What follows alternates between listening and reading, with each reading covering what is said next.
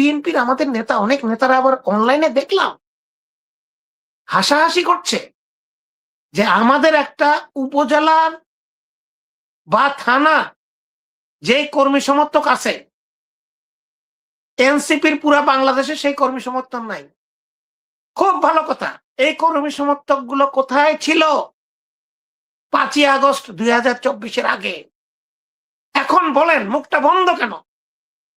আমাদেরকে বলেন আমরা তখন কোথায় ছিলাম। বাংলাদেশে যারা ছিলেন তারা তো ভয়ে নামতে পারেননি, নির্যাতনে মেরে ফেলবে, এরা তো নেমেছে। পুলিশ, বাংলাদেশের পুলিশ, আমি কয়েকটা ভিডিও ফুটেজ দেখলাম, পুলিশের যে বডি ল্যাঙ্গুয়েজ, এই বডি ল্যাঙ্গুয়েজ তো হাসিনার বেনজিরের পুলিশের ছিল। একই বডি ল্যাঙ্গুয়েজ, একই প্রশিক্ষণ, এই পুলিশ কোথা থেকে পেল? এটা তো সেই তারেক রহমানের পুলিশ। তার মানে পুলিশের যারা রয়ে গেছে, কিছু কিছু তো আপনার দোলাই টোলাই খেয়েছে বিক্ষুব্ধ জনতার কাছে, আর বাকি যে লক্ষ লক্ষ রয়ে গেছে, এগুলো কি আমরা শুদ্ধি করেছি, রিফাইন করেছি, চেক করেছি তাদের ব্যাকগ্রাউন্ড, ছাত্রলীগের লোক টোক ইত্যাদি? তারা যখন সুযোগ পেয়েছে তারা তাদের কালার দেখিয়ে দিয়েছে আমাদেরকে।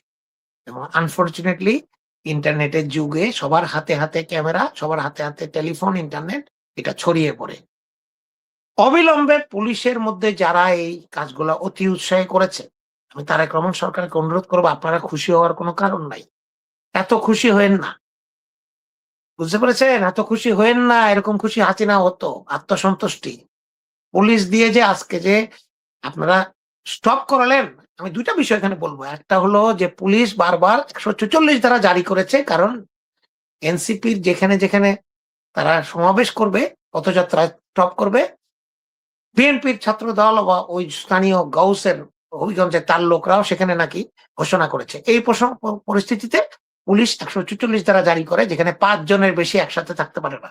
সে ব্রিটিশ আমলের 144 ধারা, সেটা এখনো আছে। আমার প্রশ্ন হচ্ছে দুটো। একটা হলো বিএনপির শীর্ষ নেতৃত্বের কাছে, যে আপনাদের চেইন অফ কমান্ড কি ভেঙে পড়েছে? আমাদের দলের চেইন অফ কমান্ড কি নাই? আমরা কি সরকারে গিয়ে কি দল কি বিলুপ্ত? এটা কোনো চেইন অফ কমান্ড নাই। যেখানে এনসিপি আমাদের একই আন্দোলনকারী, আমাদের জোট বলা যায়, তারা যেখানে জনসভা দিয়েছে বা পথসভা দিয়েছে, আপনারা কেন ওখানে গুতাগুতি করতে যান? এর থেকে 2 মাইল দূরে, 5 মাইল দূরে কি আপনারা দিতে পারতেন না? এটা কি শীর্ষ যারা বাংলাদেশে আছেন আমাদের নেতারা বড় বড় পদ হোল্ড করেন, এখন তো আবার পদ সাথে মন্ত্রী, সাথে আবার এমপি, 4-5টা পদ, তো আপনাদের সেই সময়টা নাই এটা স্টপ করানোর?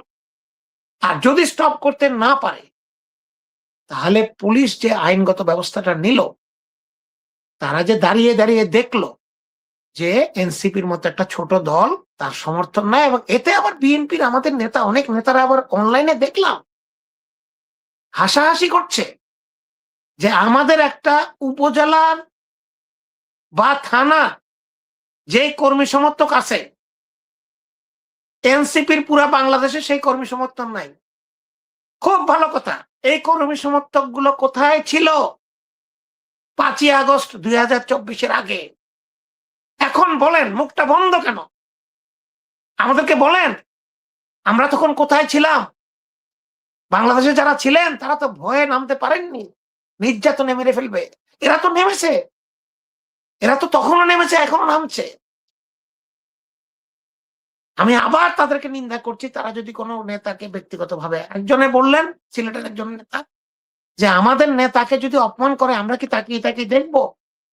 মানে কি, ওনার যে নেতা গাউস সাহেব, এত বড় নেতা, আমাদের প্রয়াত রাষ্ট্রপতি, শহীদ রাষ্ট্রপতি জিয়াউর রহমানকে অকথ্য ভাষায় সারাদিন গালাগালি করতো ওয়াইদুল কাদেররা, রাজাকার বলতো, পাকিস্তানের চোর বলতো, তার কবর সরিয়ে ফেলতে হবে, এখানে কবরই নাই, তার লাশ নাই, এই অপমান করতো।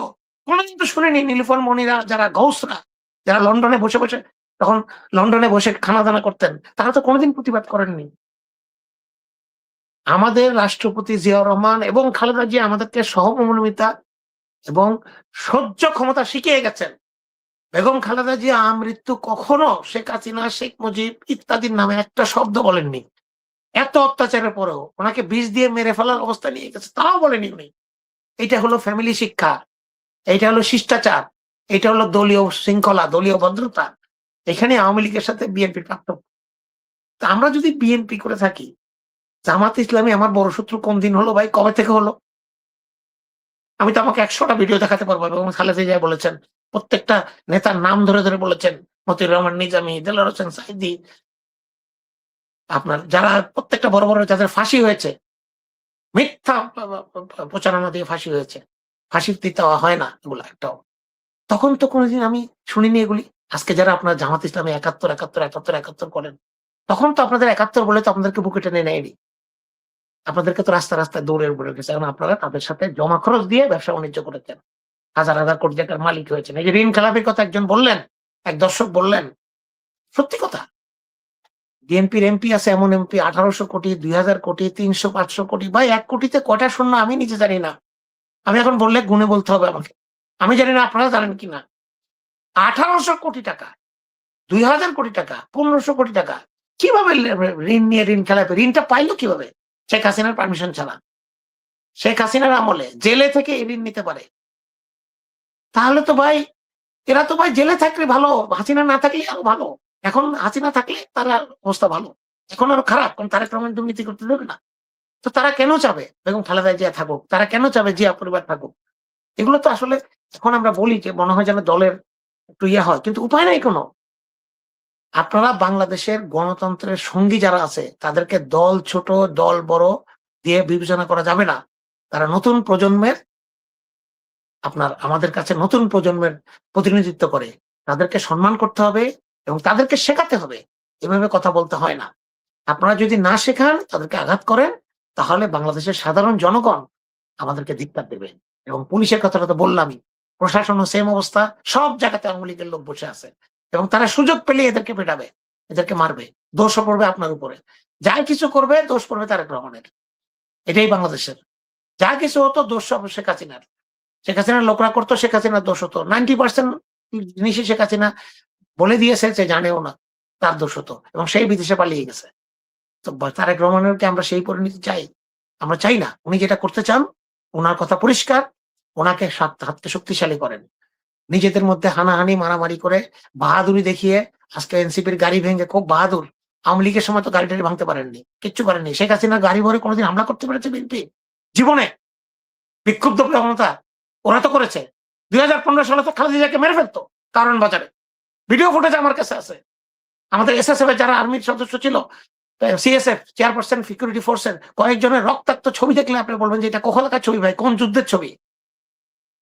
তখন তো মেরে ফেলেছিল, মেরে ফেলার জন্য তাকে আক্রমণ করেছিল। এগুলো আপনারা ভুলে গেছেন? তখন তো প্রতিবাদ করেননি। এখন এনসিপি দুর্বল, তার উপর অত্যাচার করবেন, তাকে মারবেন। জামাত ইসলামী ছোট দল, তাদেরকে সবসময় রাজাকার বলবেন। এটা কি আপনাদের নীতি? এটা কি আমাদেরকে শিখিয়ে গেছে জিয়াউর রহমান? আমি অনুরোধ করবো সবাইকে এগুলো থেকে বেরিয়ে আসেন। আমার একান্ত অনুরোধ। ধন্যবাদ।